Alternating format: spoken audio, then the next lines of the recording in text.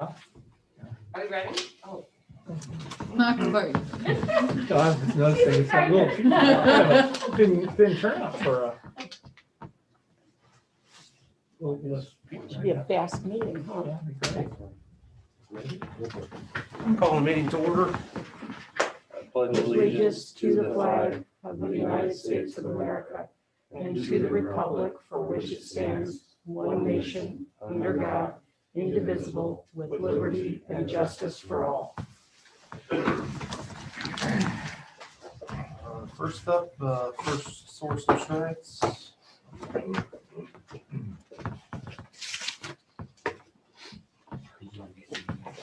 Is this for us to move it or is you moving it, Rachel? What? Oh, yeah. Oh, perfect. Hi, everyone. Hi. We provided everyone with a paper copy as well. But Just in case you wanted to make notes, I'm Debbie Reikovich. This is Hallie Haran. We work with First Source Insurance. We're excited about the renewal. So, are you? Oh, we'll do this over here. Cigna's renewal was, which was originally released, was 19% increase. Of course, we weren't going to take that. So we went to market and we quoted with Anthem, we quoted with United Healthcare, and we're able then, after we got those rates, to negotiate with Cigna back down to a 4% increase. So Anthem's quote is a 4.29% increase. United Healthcare's quote was 31.24%. Way too high. And then we're going to talk a little bit about the 2021 Safe Harbor, which you guys do meet, and we'll recap on MetLife and some value adds. So here's a little bit of history since we've had you back into 2015, how we were released. It just shows you the different percentages and how we were able to negotiate and get some lower rates for us. Then in 2019, and for 20, we went to Cigna. Cigna was a 13.97% decrease from Anthem's 5% decrease. So even with our 4%, you can see we're still under where we would be with Anthem as of today. Here's your current plan. So your current plan, you can see up there, it has a $25 copay, 40 for specialist, a $250 copay plus 20% for ER, $75 for urgent. Our deductible on this plan is a $2,000 for an individual successful for a family. Co-insurance, the employee would pay 20% after they met their deductible. And the most they pay in a calendar year for out-of-pocket expenses would be $5,000 and $10,000. Of course, we do have an HRA attached. Pharmacy is remaining the same. So everything with Cigna for the renewal is remaining the same. If you look over at the column 3 where the rate relief is, those are what the rates are coming back at. So the original renewal shows you they went into $774 an employee. We dropped it down to $677. keep in mind that they are still offering again for this calendar year another $10,000 health engagement fund. So we were happy with that as well. And I believe they've used almost all of it this year, haven't you? Yes, we have. Wonderful. We also wanted to show you that we were back in the other screen. We are showing you a $3,000 deductible, which would bring in at 2.3% increase if we wanted to increase our deductible, and the out-of-pocket would remain the same. The only change on that is that the deductible would go up $1,000 for a single, and it would go to $9,000 versus $6,000 for a family. Here's Anthem's rates. They're neck and neck. At this time, I'm not recommending that we just go ahead and move to Anthem. Cigna knows what we have in health, and I'd recommend renewing with Cigna, but of course that's your choice. If we move to the $3,000 deductible plan with Anthem, that would be a 5.19% savings. Wow.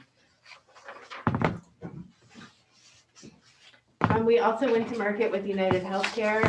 As you can see, as the rates came back, we didn't even give that a second look. Thank goodness we got the offer that we did with Anthem so we could use those rates as our negotiating tool.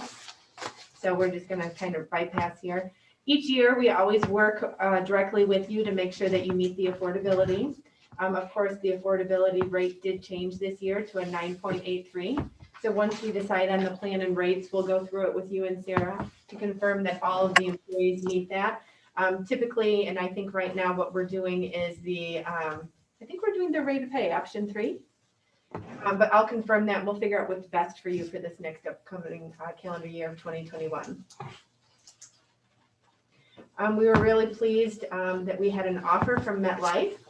We were able to match all the ancillary products, meaning vision, life, and dental, and short-term disability that is allowing us to move to an online platform called GIS. We think this is going to significantly help with things in for you for reports and for the ease for the employees to do enrollments. Debbie and I, of course, are still going to be hands-on and very in the picture, but it's going to allow you to have the employees go on and make changes yourself. And our office will still monitor those and make any changes with the carriers.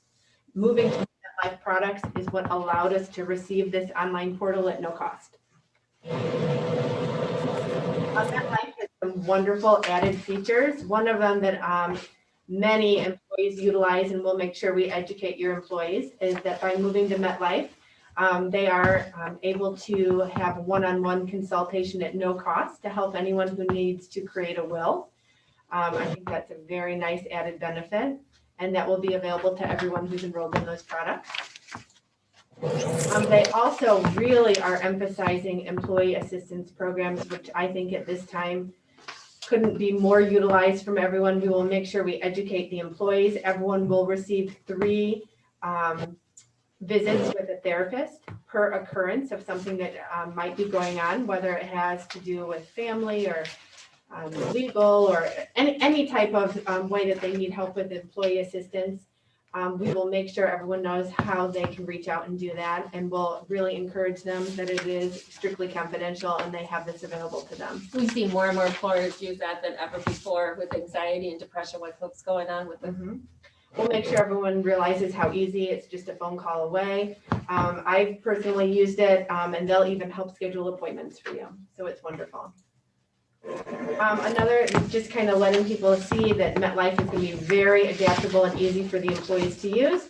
For the ones that would like to take advantage of a phone app, they're going to have that. For people who prefer to do things on the computer or call in, but we're going to make sure everyone sees all the easy and simple ways we're going to help people find providers.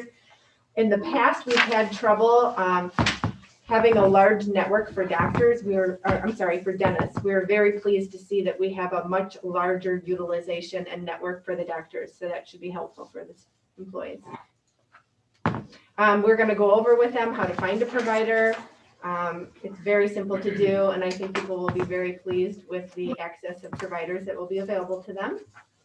We'll help them also with vision. It's very simple as well. All the benefits were matched. And this is just another added service where they will also help you if you are needing help with bereavement, if you need help with making arrangements. They're a very compassionate company. This is our new online enrollment system we're all real excited about. We've been working on it for the past couple months.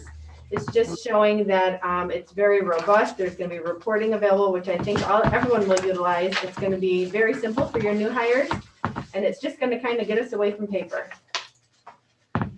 And I think that the customer service and with our office, it's going to be a very easy transition for the employees.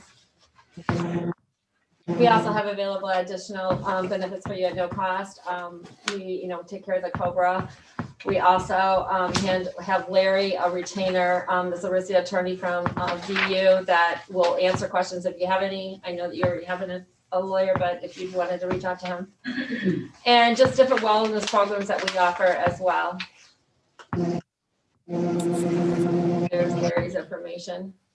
He handles HR. Yes, He is just with ERISA with just different questions for employee benefits. That's it. And then our HR 360, we have that available. We also have training through there, which I think will be on the next slide. But the HR 360, we set up a handbook. There's federal compliance information on there. information about hiring and termination. It's just a robust information for your HR department. Back to one of the vehicles. We have Zyway Learning. It's a comprehensive program where if you wanted any of your employees to take any type of learning, there's about 200 training programs available for them. And then you would get confirmation if they've taken it, if you signed it to them.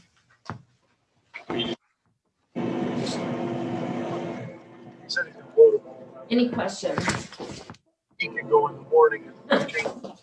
That, Well, that was in 10 minutes. We a lot of information there that makes it difficult sometimes. I hadn't seen this in advance. Normally, I get this stuff from you guys in advance, and I don't. we had said that it wasn't there. Yeah, I guess I failed to email you the presentation. I don't know about you guys, but Well, When we do you can go have to back to know? this, we can go back to this and look at this. when do you want us to make a decision is what I want to know. Oh, well, we need to set up the GIS to have the open enrollment. So we'll allow the employees a period of time where they can go on and select their benefits. So as soon as possible, I mean, we're usually doing the meetings in the big first week, usually in December. We'd like to move it up and have it done earlier if possible. If not, then we'll. Contract ends December 31st. That's correct. Okay. There was somebody else at the 11th hour that came in and claimed that they could save us 25 to 50% or some ridiculous figure. Some guy from Indianapolis that must have read in the newspaper that we were concerned about the 19% increase and how we were going to cover that with the reduction in revenues that we were getting. We definitely, always go to market for you and definitely work on your behalf to make sure that we can bring in the least amount of increase, but with a quality healthcare company. Well, that was the concern that I had when I read his emails back and forth. He sounded more like a smarmy snake oil salesman to me, but, and actually, I think I directly said that too. In the email that I sent him. However, I mean, if that is true, that he has some sort of product that he has in other counties with other county government that is saving them 25, I mean, $1.5 million. We need to make a decision like that. Oh, we're not Without- asking you to make a decision tonight. Avenues with this. So too. So he wants to come up at our next meeting to show us what he can do. But just so I clarify here, Cigna wanted 19% increase. That's correct. I know they spent more than we paid them last year. Mhm. I know we did. We didn't bring the claims with us, right?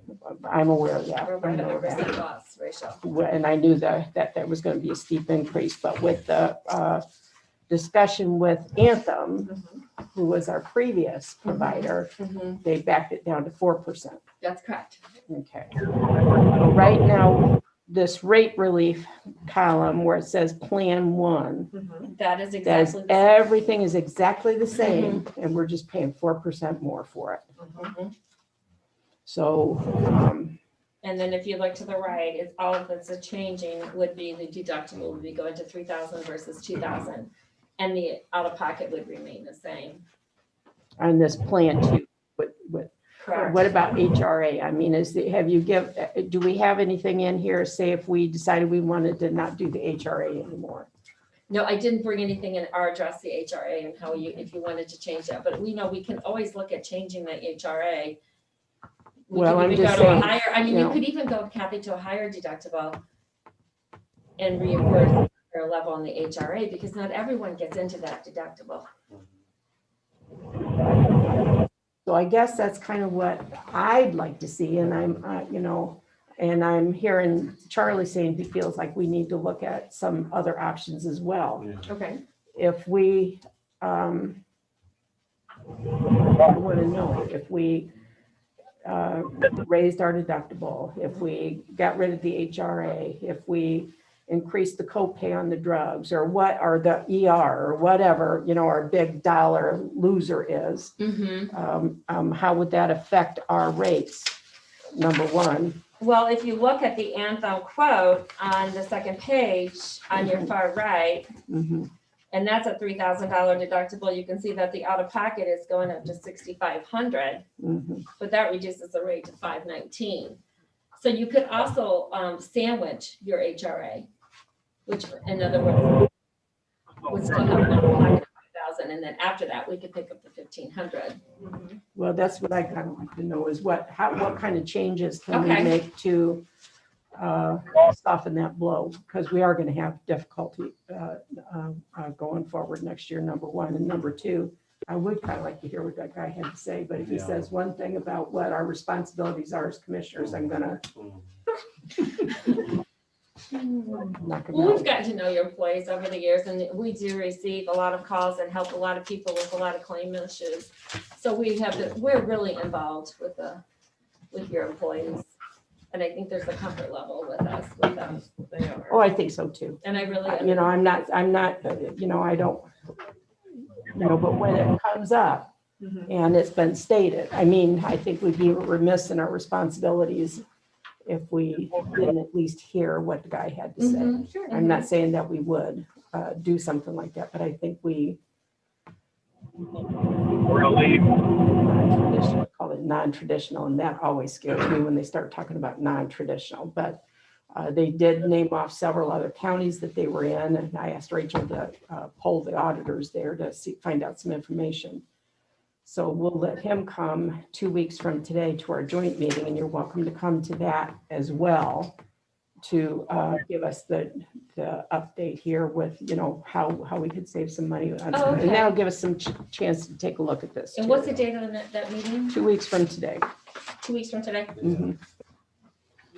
Anybody else want to? 16th. Perfectly fine. I think it's So we can pull the HRA and look at it and see where we're at. I don't know what information you want me to put out in a public, if that's. Well, no, fine. nothing that would jeopardize patient confidentiality. Okay, But it would make things a little bit easier for us to. And the other thing I wondered about too is if we, right now, the employee pays $10 for dental, I think, a month or something like that. Employee is 5, employee spouse is 10, and family is 15.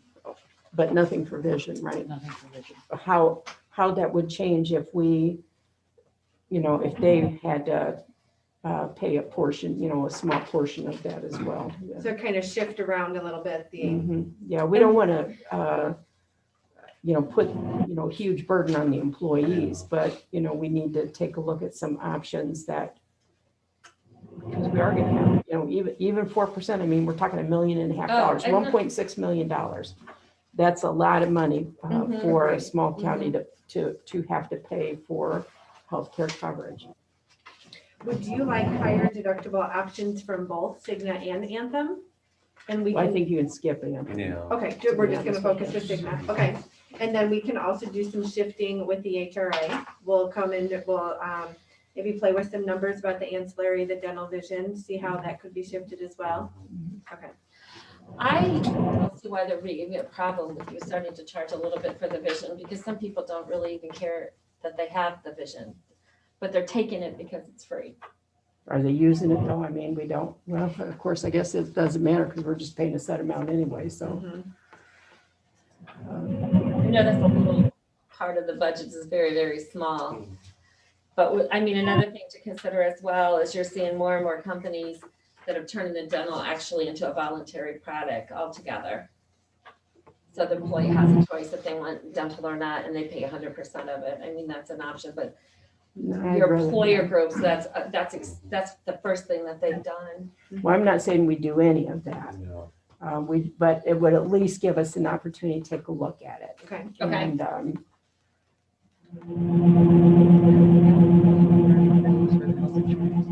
Yeah, that's what we do with the safe harbor. So on there, that's when we would determine, and the reason why I said rate of pay is because what we do is we make sure that we find the lowest rate, and then we go into the 9.83, and then we come up with the amount that no one can pay more than. You guys have always been way in the surplus, but we always confirm that each year. You want them to come back with higher deductibles than the $3,000?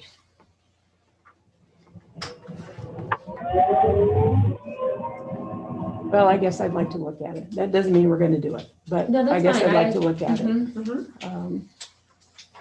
I think the maximum out of pocket for an individual is like 6,000, so I mean, I'm sure you can take a look and get some creative. No, I will. I'll also, we could restructure, look at restructuring the HRA so the employee really isn't gonna be affected. Mhm. Because we have co-pays on here that a lot of people just utilize their co-pays and they don't even really get in their deductible. Only about 2% of your population probably really meets their out-of-pocket. Mhm. It only takes about 2 big claims to kill our loss ratio. Okay. So 2 weeks from today, that's okay. That's fine. You can email that other guy and tell him he's on. And you better be. Challenge accepted. Can we go on after him, please? Yes, you can. Yes, you can. Yes, you can. Okay, thank you. We'll see you in 2 weeks. Thank you very much. Come on up, Rick.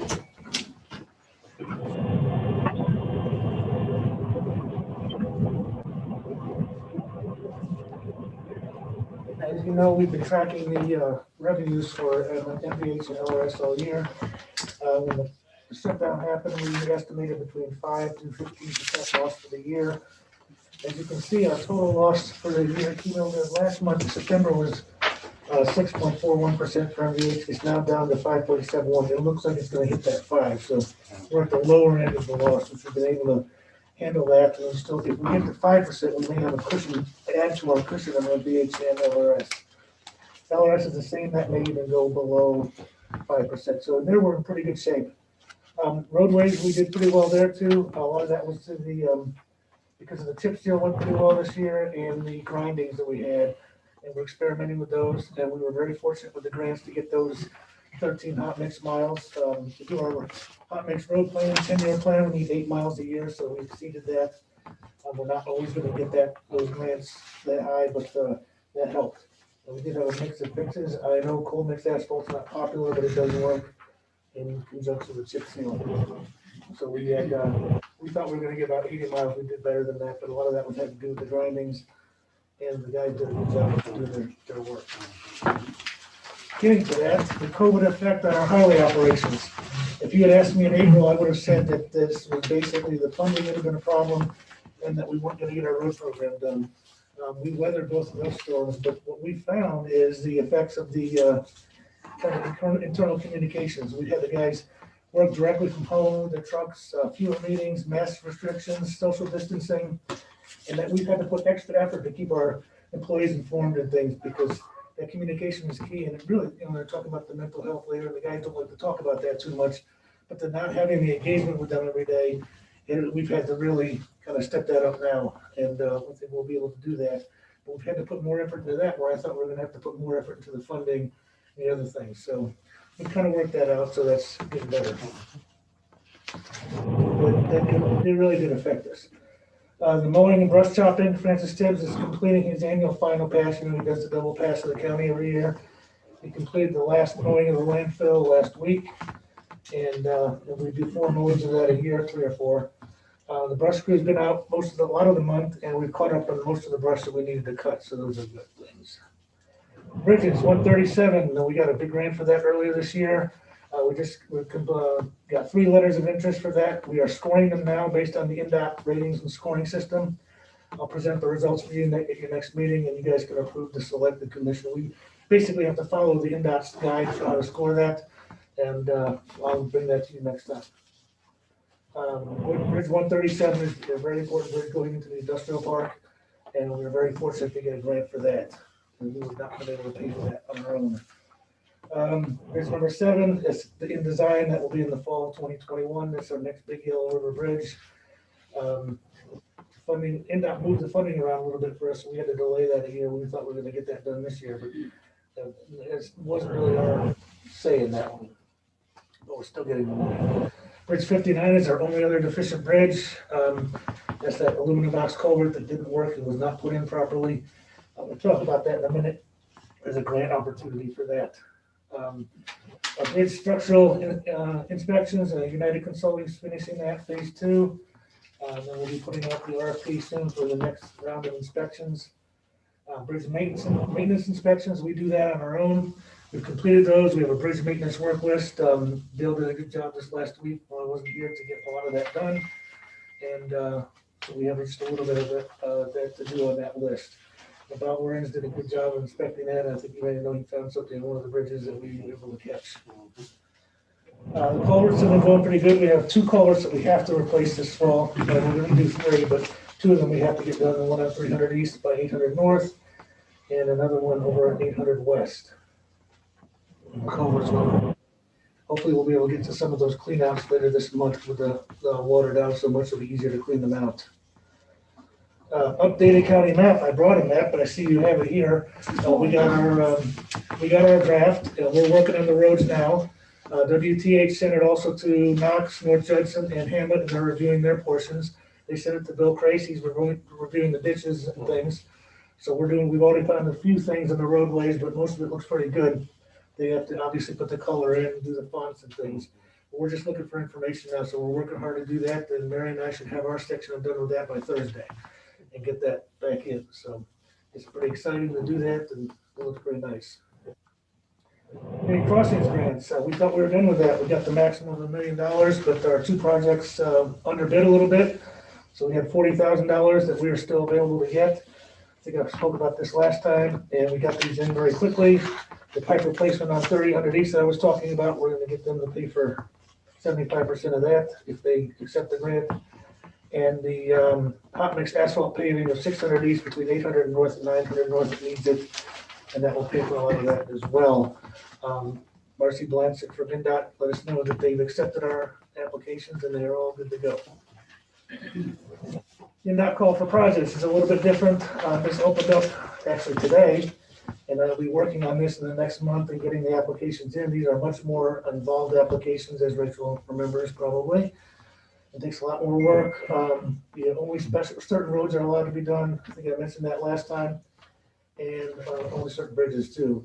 But we 500 North between US 35 and County Road 700 East is a minor rural collector, which is on the National Highway System. So with that, they're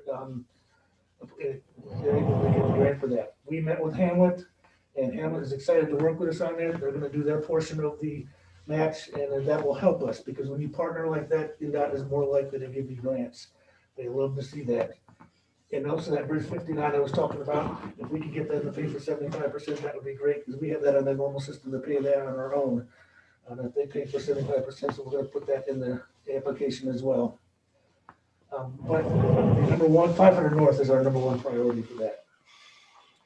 Training, we had snowplow training on October 14th. Stephen Moriarty, as he does most years, he's the assistant superintendent in Kosciuszko County. He comes, the guys like him and they listen to him, so we have him go just about every year, and that was successful. Snowplow simulator, we had to postpone it to November 19th, so anyone who wants to do that, they can show up. Yes, Anita, you're more than welcome.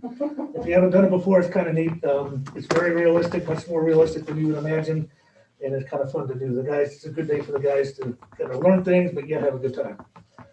Grader operator training is November 10th and 17th. We're gonna have 2 or 3 guys on that because we need to find a replacement for Ralph because he's been there 40 years. Permits. Bill Crace, Marty Lucas, Terry Stevenson, Mary Perrin, and I met to discuss the potential driveway permits. We made significant products. Marty's going to work on the ordinance. I'm working on the actual permit, how it looks. We're going to coordinate on that. We'll have more for you, maybe hopefully the next meeting or the one after that. One of those 2. But we did have a good meeting about that. Check off that one off the bottom of the list. That's about all I had to say myself. So. Right. But it was a good meeting, and we made a lot of progress, I think. I think it's going to be very sensible. Yes.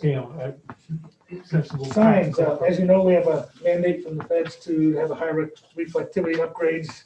Our 2 sign guys have finished upgrading all the stop ahead signs in the county. Should be high reflectivity now. They finished the stop signs a couple of months ago. Now they're going to be working on the double arrows. Those are very important. Obviously, signs such as speed limits and some others aren't as important to have high reflectivity, but we'll get to those eventually. But these signs are more important. After the double arrows will be the chevrons on curbs. It's very important that those are high reflectivity as well. They've been doing a great job with that. I had to move some more money into that sign budget, but getting all those things done is very important. If that saves 1 or 2 accidents, it's a good thing. Reduces accidents. Washington Township, we had a request from the trustee. They have the helicopter landing area at the Washington Township Fire Department. And they've had some trouble with the medevac trying to come in and people parking there. They've requested of us to put no parking signs around there. Now they know they still have to call the sheriff and things, but they think that may help people, keep people away from that. They requested that we do that. So if that's okay with you guys, we'll make those signs, or unless. I don't have any objections on it. I don't know, Rachel, who pays Can I for try? that? Yeah, I knew. I always added, well, they may have to pay for it. That's what I was wondering if they gotta pay for that.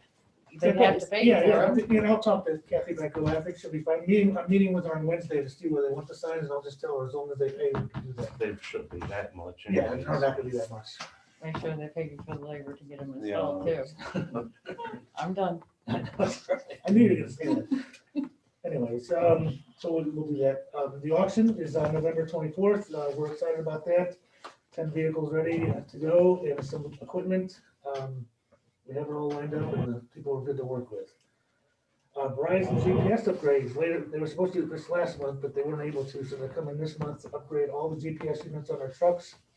It's not costing us a thing. The equipment upgrade is free, and we cut our cost, as you know, from Sourcewell, $10,000 a year or less on the GPS. We cut it in half, basically. And we'll be able to do more things now. We can monitor when they have the plows down, and other things that we weren't able to do before. So for half the price, we have a lot more service, and it'll be a good thing. Because we often get a phone call, people saying that the plow wasn't down in the road when they went by their house. Usually it is, but now we can prove that it is. The generator installation from the CARES Act, we spoke with the generator people today, and the generator's been ordered, and as soon as they get it in, they will set up a time with us to install it in the garage. It'll be a major improvement. We've been wanting to do that for years. This has been a great opportunity to do that. Winter preparations, our sanders are on the trucks, the sand is full and ready, the brine's been ordered. Plow blades are stocked fully, our summer paving equipment's been moved to the glove factory. I will never say again, bring on the snow, but we are ready. I did make that mistake one year and we got a lot of snow. Curbsy grants, we're working on them with the roadway safety planning grant. We'll be one of the first counties, a couple counties have done it in the state. We'll be the first in the area to have done that. It's a very good thing. We've already done most of the work. They'll just help us organize it a little bit. And they're excited to work with us on that. And that is it. Any questions? No, I don't have anything. I got a couple. Okay. First of all, one of the things on our list is the Coons Lake access, the people that were here last, or at our last meeting, remember, I did not get a chance to go up there. So what I'd like to do is I know it's on our list, I know it's ours, so if Rick could verify that the pier is in the way there and that it is not the parcel that was a previous lawsuit.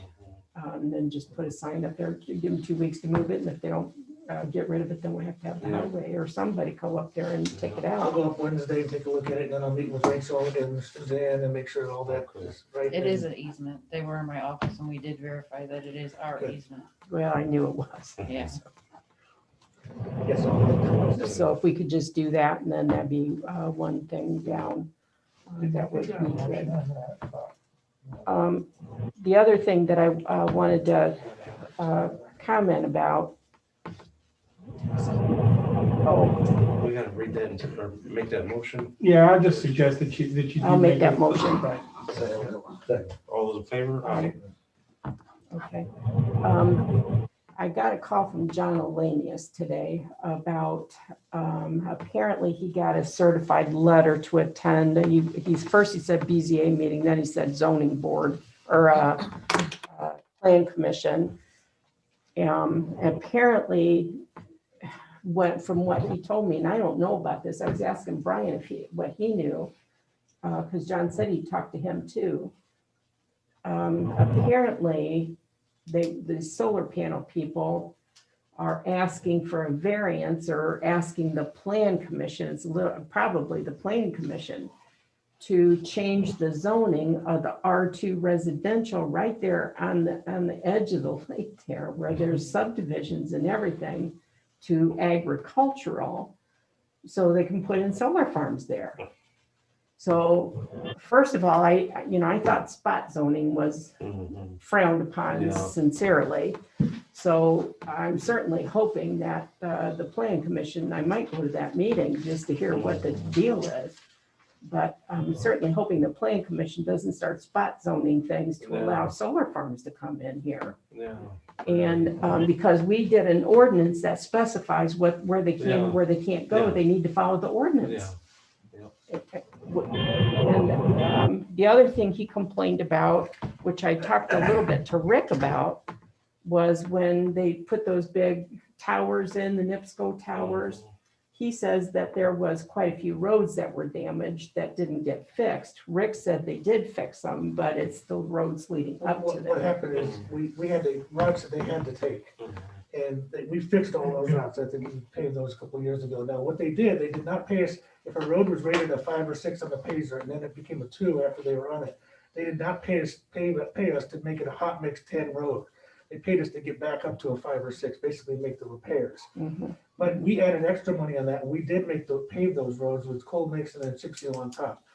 Now, what happened is a lot of the people who live on the roads next to that have roads that, the North Bend Township for years was neglected. We're getting caught up, but the only way to really get caught up is only pave there for 3 years, and we can't do that. Right.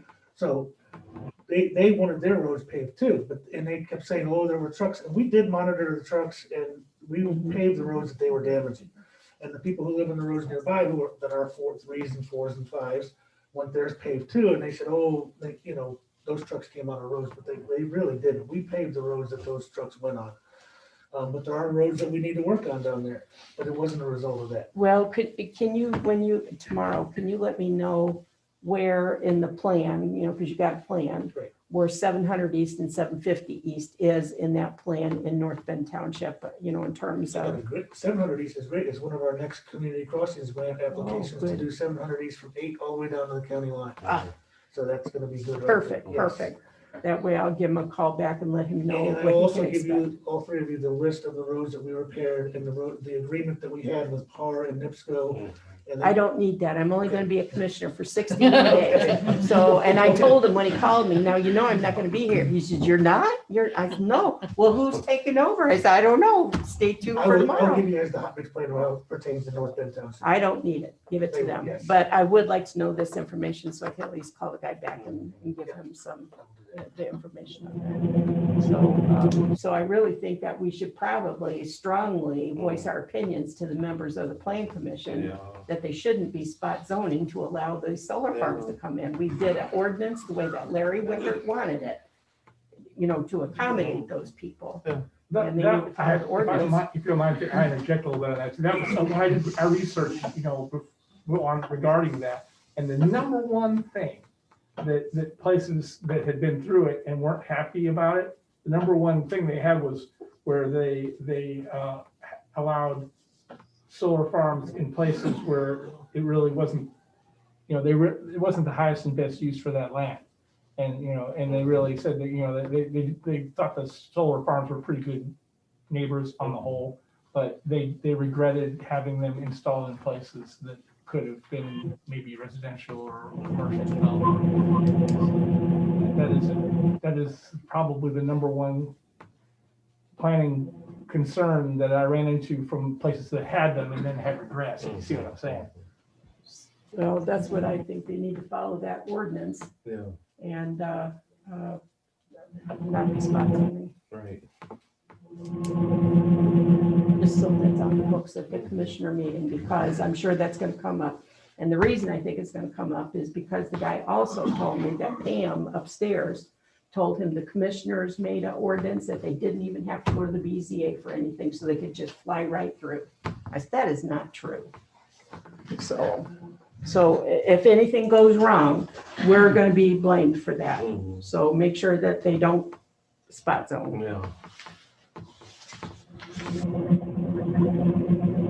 I don't mind taking the heat when we deserve it. But, oh, hello, Brad.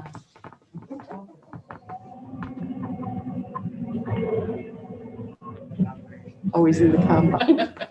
Sounds like you're in a spaceship. So that's that's the only questions I got. Anything else for Brian? Oh, I forgot, there is one other thing. Maybe Marty didn't know that. On the landfill, did we close that out with the DNR or whoever that, Well, you know, I think that, I haven't gotten a report on it in a long time now that you mentioned it. What's the status? Normally they contact us about, have you mowed it yet, so we can get up there and take a look at it. The last time they did that was early last year. So we've mowed it probably 6 times since they have been up there last that I know of, because I haven't gotten a report either. Normally they gave us a report. Yeah, I think the last one I got was in like midsummer of last year. last year. So we can check that. We'll call because them. we haven't gotten any bills or any reports or anything. We'll call for them that, to so- see what it might be done, I don't know. Yeah, or maybe that's a sleeping dog that you don't want to kick. It's Well, hard to that's tell. the other thing. too, so, yeah. I mean, I don't think Well, anything's gonna happen there, just- really, you know. Well, I was just, I'm thinking about my 12 years as a commissioner and the things that were on the hot plate at the beginning and the things that got resolved, and that was one of them. And I couldn't quite remember if it was totally completed or if it was just everything was fine with the DNR or whoever those people were that were on us. I mean, the mowing is probably kind of, for a long time. Yeah. It's not the DNR. Who were those people? That's IDEM. IDEM, yes, Indiana Department. IDEM, yeah. We can find out, Mary's pretty good about doing that without. Don't tip them off, though. All right, Thank you. thanks, Rick. Richard?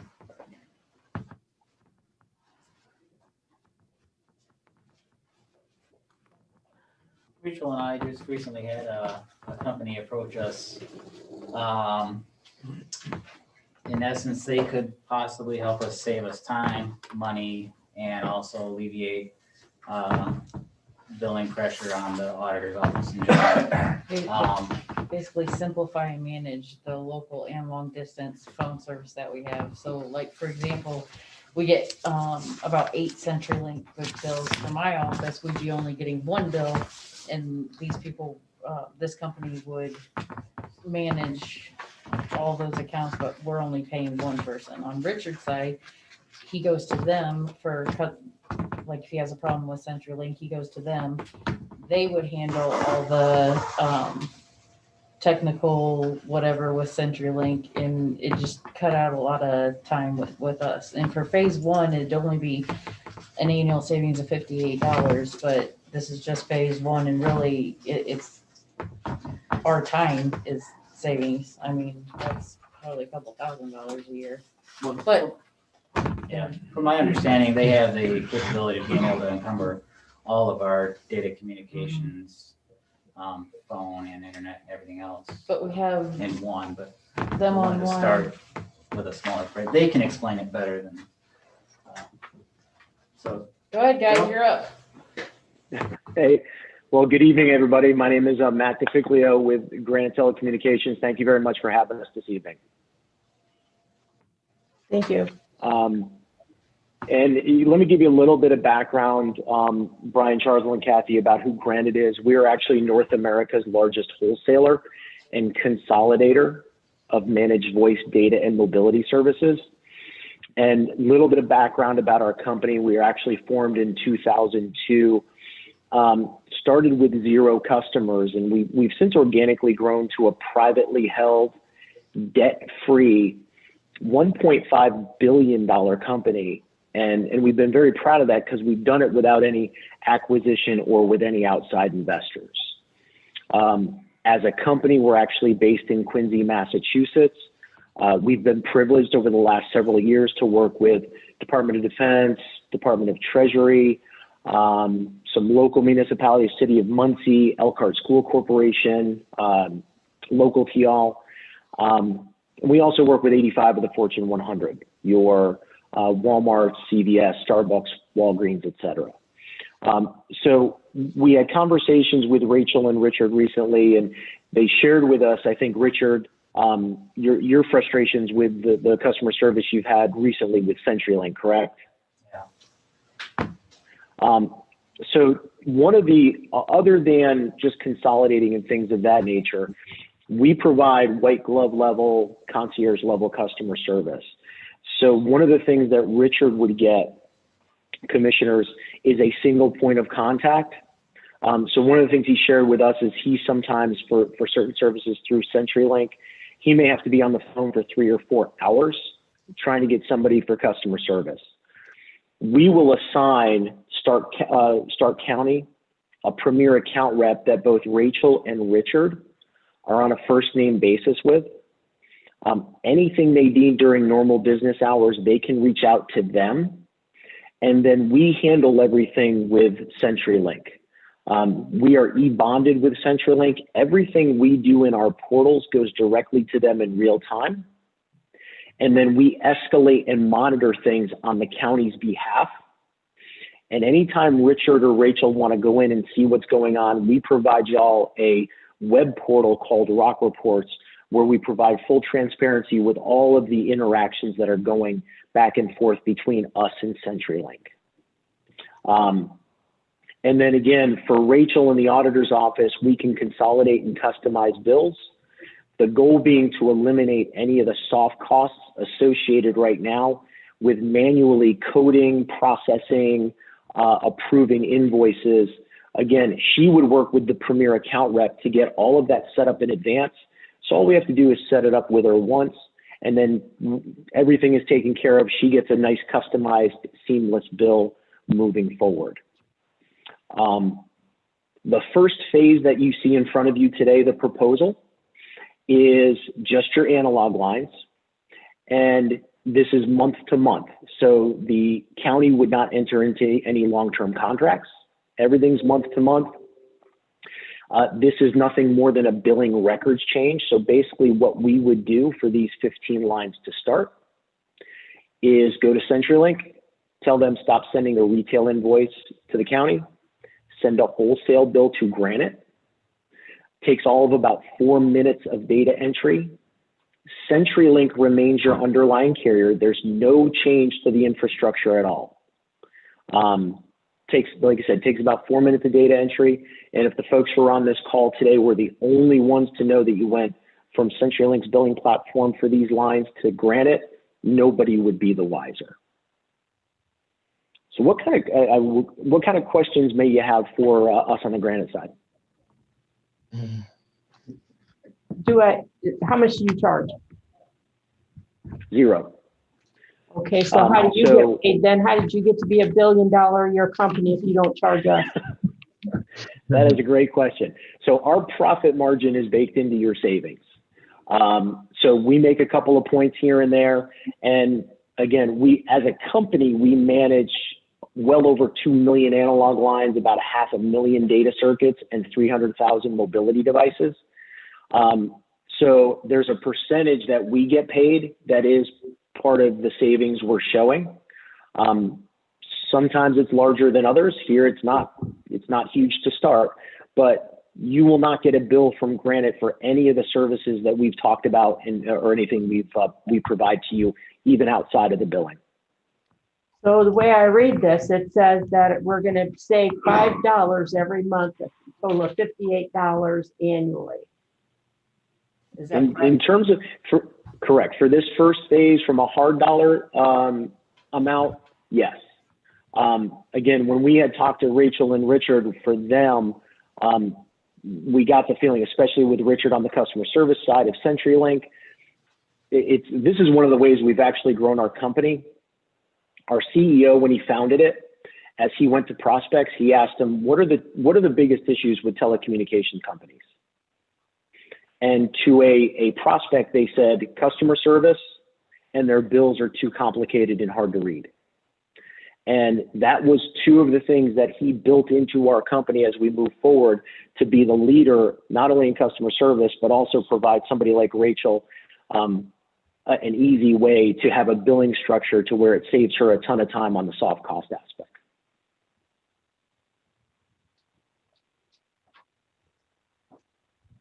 So what kind of contract do you have? Is this the annual? There's no contract here. So the annual contract or what? No, ma'am. Month to month. So if we decide after the first month we don't like you anymore, we can just say, don't come back. Correct. We would be heartbroken, but the answer is yes.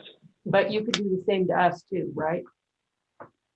Yeah, we wouldn't though, because this is the first phase, and the goal to working with Rachel and Richard was over time, other aspects of, this is the easiest way for us to earn your trust and respect. And then our goal would be in additional phases down the road, see if there's other services that we could migrate to our platform. Verizon, MediaCom, all the other aspects of communication in our county, they can encumber that. Oh, this is the contract right here. Did you see that word? That's it.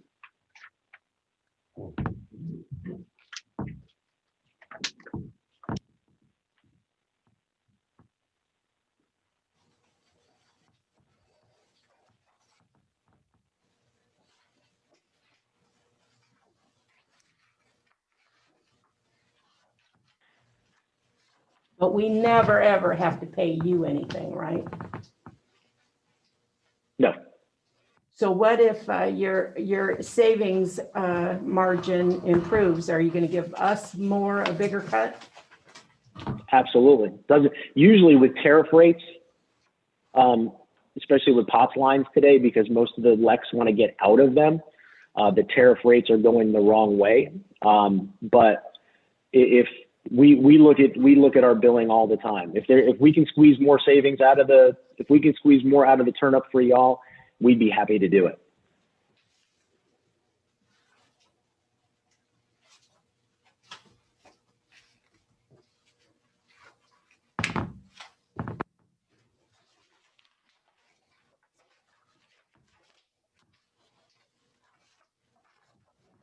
Well, I do know CenturyLink is terrible in terms of customer service and the provision of services.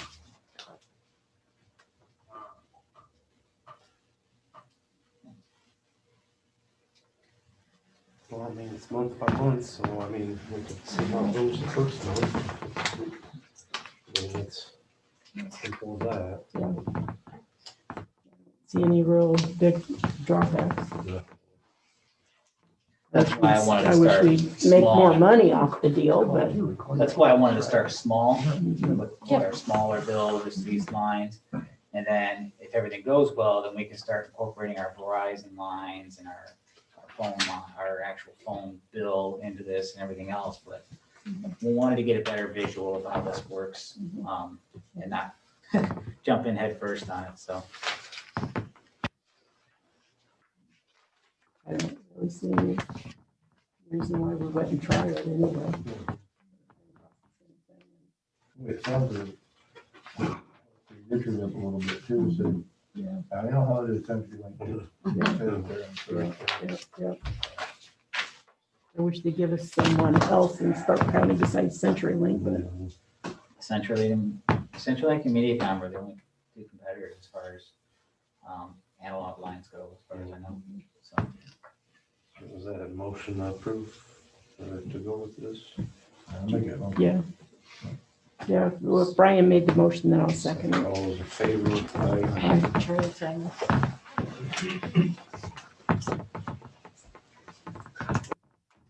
All right, guys, thank you. thank you guys. I'll send you a signed contract tomorrow. Okay. Thank you all. Have a good rest of your evening. Appreciate you. Thank you. Have a good night. Good night.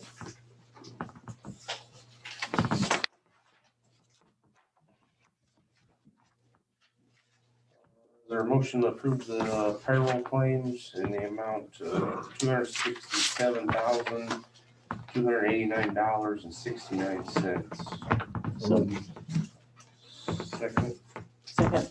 all in favor? Aye. Aye.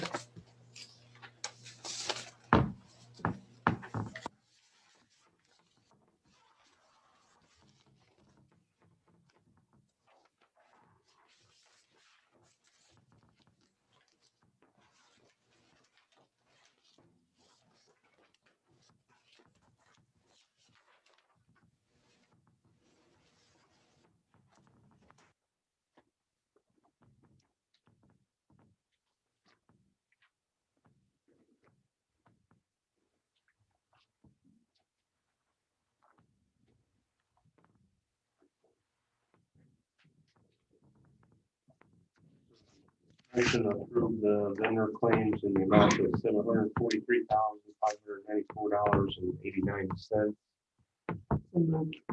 All those in favor? Aye.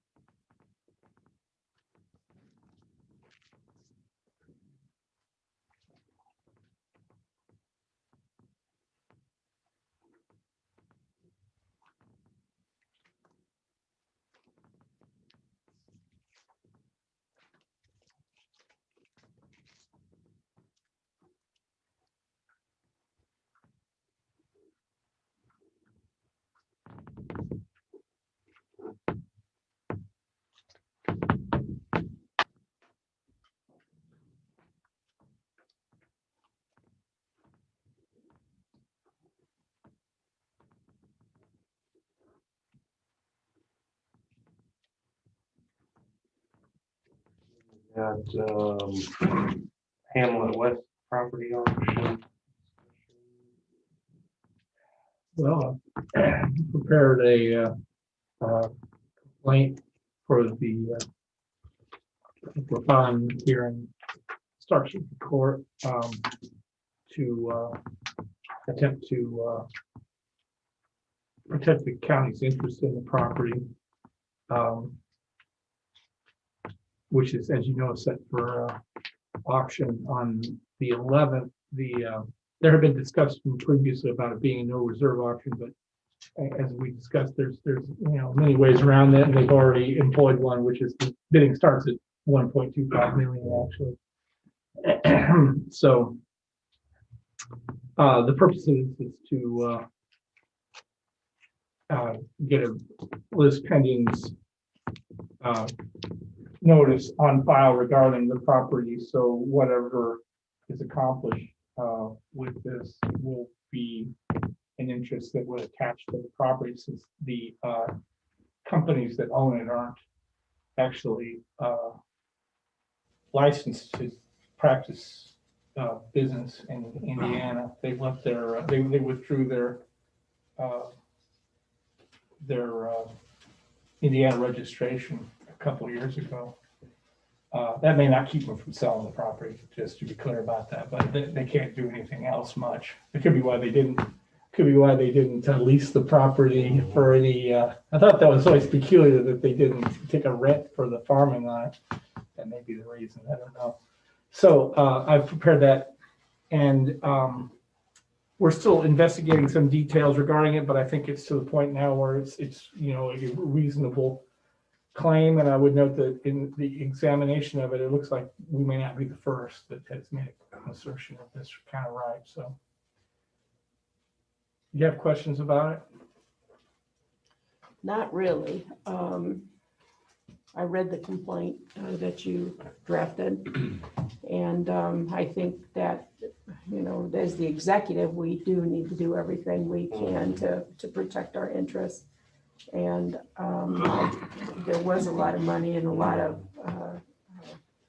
work done to try to attract business, and they didn't even tell us they were going to auction it off. We contacted them in the past and tried to, work out some kind of an arrangement with them. And if anything, that property belongs to the county, in my opinion. And so I think we need to do everything we have in our power to control that. So do you need us to, you guys? I would suggest that you have a motion on it and authorize Charlie to sign it if that's your wish, or if you have any things you want me to do different. Or No, I think it's perfect. Do you, Brian, you got any thoughts on the matter? We need to do something. It's on the second to last page, I believe, and Yeah. it's the only place, you know. and- Well, I make a motion that we proceed with the lawsuit against Dow Midwest and file the complaint as soon as possible in an effort to protect the county's best interest. Second. All those in favor? Aye.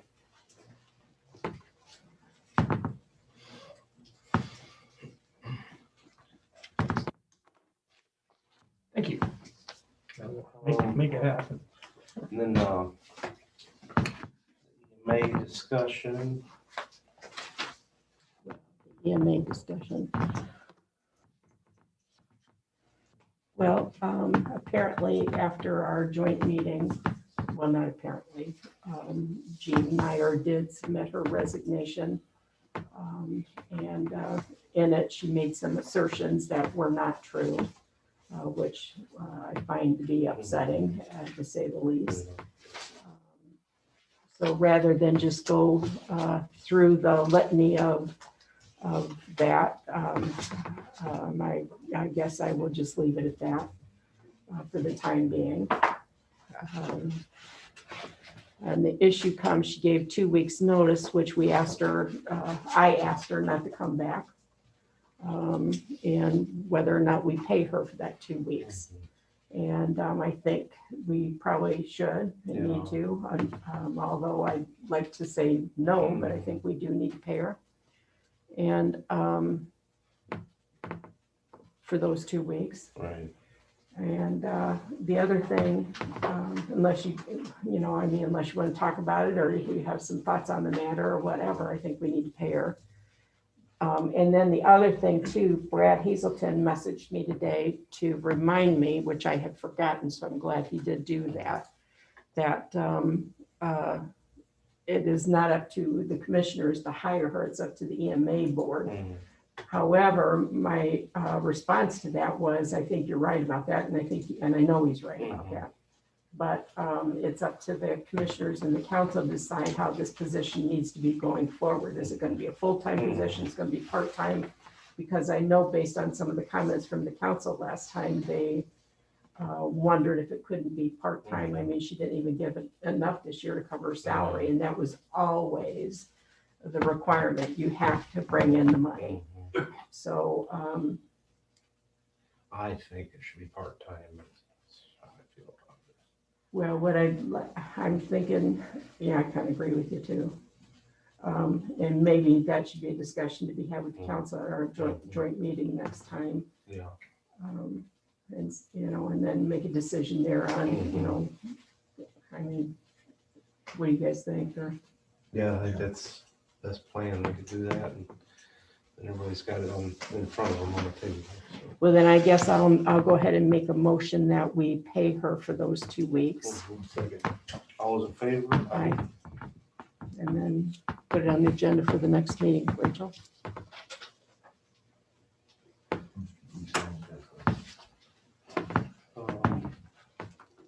We gotta discuss the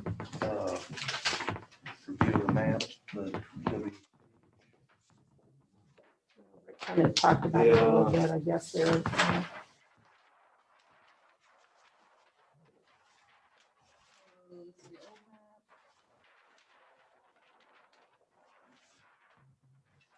Your map,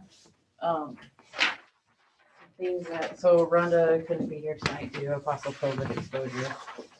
She had said, as Darren had pointed out in his email, township names did not process in the correct font. So that's gonna be corrected for the next printing. The signatures will also appear in the next printing. What they wanna know, like, if you look at the old map, the town, these are bolded. They want to know if you want to keep those bolded. Yeah. I think so. They stand out a lot better. Yeah. They also want to know if you want the same coloring or if you want it a little lighter, because it doesn't have to be this dark. It can be a little lighter, or if you don't want any coloring at all. Well, do we have to have those same colors or can they be different They colors? can be different colors. I'd like it to be different colors just because I don't want this map to look like the last one. Because my name's gonna be on this map, so I want my name on Well, it. So I this want a one is different lighter, looking right? map. Well, this map has the coloring for each township, Right. but yeah, you can change, if you want to change the colors of each township, Lighter just have them colors. do. Paler colors are considered better design, more modern. Okay, and the pop-out map names do not appear as dark and orange, you like them here, bold, I think we already talked about that. And then I think, that he said they are changing the font on, To bold. to Yeah. bold. Yeah, that'd be good. and then, just like, Bass Lake, you want everything bolded. Yes, Yeah. I think so, don't you, Brian? That way it stands out and people can see. Yeah, otherwise you have to kind of search around Yeah. for it. Okay.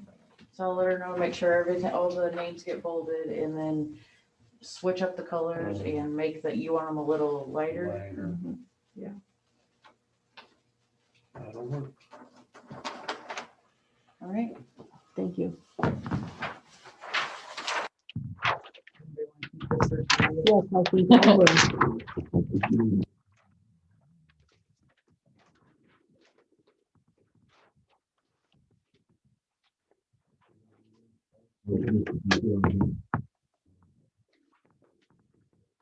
Yeah, I just wonder if we could sort of talk the Cisco 310 option we're under. What exactly kind of lawsuit you guys talking about here now? Let me explain. Yeah, yeah. So all the upgrades you guys done in the piping and the water and everything else. That's actually a pretty good, that's pretty fair appraisal of it.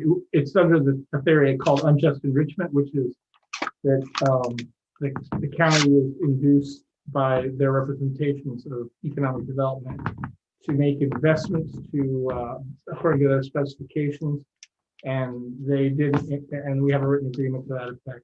And Cisco, well, actually their subsidiaries didn't actually make those changes, and now they're selling it and they're marketing it with those amenities as selling points.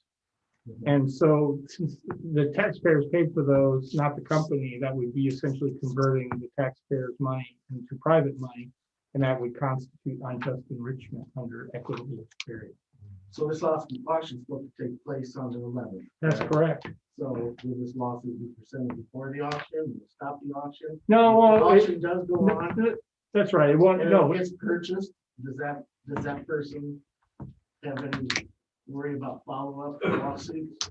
well, it doesn't really work that way. I don't know if I want to get into every detail, like the legal procedure involved in it, but the idea of it is that the lawsuit's filed, there's a loose pendants notice filed, and that means that the property is subject to the lawsuit, not necessarily whether you win it or not, that needs to be seen, but that's how that works. There's already an existing loose pendants notice on the property, I noticed from another entity.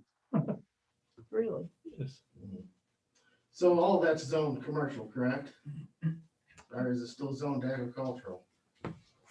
Some commercial, but I'm not sure about that. It's not really an element of the case. It's being used agriculturally. That's its current use, actually.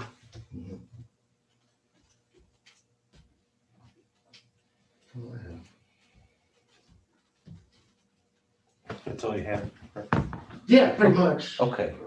Yeah, that's all I got to say. Other than Charlie, we didn't. Hope that answered your question, Kyle. Yeah. Doing all those improvements you guys did there with the water and everything else that Cisco was coming in and not having no definite, even knowing they're coming. I think that's jumping the gun a little bit on his part. Now you're backstepping, now you want to take the property over. It don't make much sense to me either. I mean, that should all been set in stone before he started any of that stuff. But that was the hopes and the ambitions of the planning committee, I'm sure. So, And most of that was done many years ago, that's right. far before any of us were commissioners. Yeah, it's about the 2006 and 2007 was the time period that this all happened in, roughly. So could you state your name for the record? Terry Pucel. I thought that was you, Terry, so. With the mask on, it's a little difficult sometimes. I used to farm that farm before Cisco bought it. Mhm, I was just wondering if there's gonna be any problems with purchasing again at the auction. maybe. Sounds like it. Well, I mean, I should, I mean, I I don't hope wanna, so. I don't wanna misrepresent that. I don't, it doesn't, it is not an injunction to stop the sale. What it does is it establishes, it gives notice to buyers that, you know, the property is involved in a dispute. It doesn't actually, you know, there's no effort here to enjoin the sale. You see what I'm saying? That'd be a different legal action. It's called a lis pendens notice. So anyway, that's probably more about the law than what you want to know.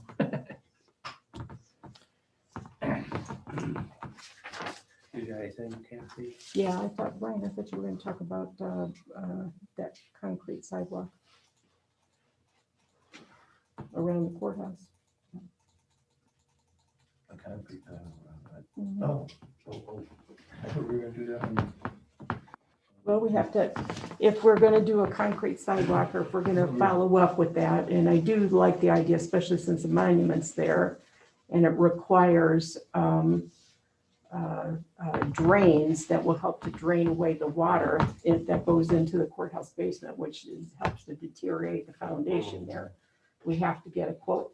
That's And, what we're working on now, Bob's supposed to be. but we need Bob to Get everything together. prepare a bid package, and it should be half of the sidewalk, which is the south half, and the whole thing.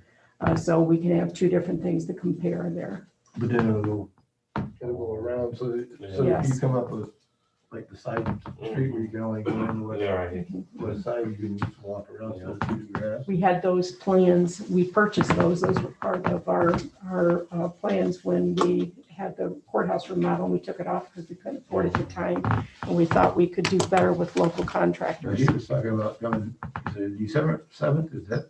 Yes, but he has to be able to prepare the bid and get it out. And we have to do it today, otherwise we're not gonna make December 7th, so. We definitely need to get a motion where we can start bidding it out. Is that your motion? That's what I'll second it. All those in favor? I do have one other thing. Where's my little notes here from? No.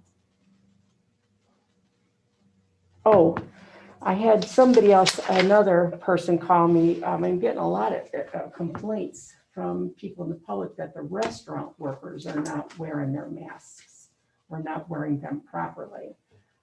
A lot of complaints. So, and with the COVID spike that we've had and being over 10%, I'm thinking we should ask Frank to reissue a reminder to them all that they need to, follow the state guidelines and for those masks. And I don't know that we need to make a motion on that, just note it in the minutes. And I can call Frank and ask him to do that. That'd be good. But that's the only thing. And just to reiterate, the Veterans Monument, we have canceled or postponed the dinner. We're still going to have the unveiling of the monument and all the pomp and circumstance that was going to go around with that. But it's supposed to be like 42 or 43 degrees that day. So we'll keep it kind of short as we can, but we do want to, have that anyway. And the dinner is postponed until Memorial Day. So Now be careful, because the AVATE, the meeting was yesterday at VFW. yeah, Terry Young came up and I had to stop him. He said they're postponing the whole thing. And I had, No, I know that. I had to go, well, Yeah. wait a minute, wait. Yeah. Just the dinner. We were still having the outside. yes. We gotta make sure that we don't confuse people. If you could kind of clarify that in your news story. Write it down. Yeah, because they were confused. They're like, wait a minute. I want those people to be there. Yeah. That's all I got. Does anyone else have anything for us? Anita? Do they have an update on the renovation of the third floor courthouse? Anita Good and WKBI. It's not done yet.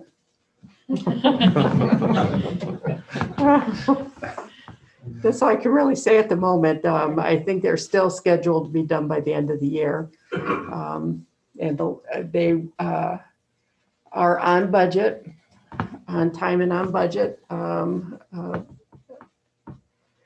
There's been, a few things changed that they wanted, the judge wanted some other offices painted. And so we met about that and discussed that. There's been some changes in the color of the carpet. But basically, they're still moving along and it should be done by the end of the year. Thank you. No one else has anything for us? Is there a motion to adjourn? I guess I'll pass this on. This is a thank you note that Rachel passed over to me. It was for the food deliveries. And like I said before, Brian should get the Commissioner of the Year award for Really. delivering all those. It was a lot of work, but anyway, I thought it was very nice thanking, the county and its employees for providing that service for them. So.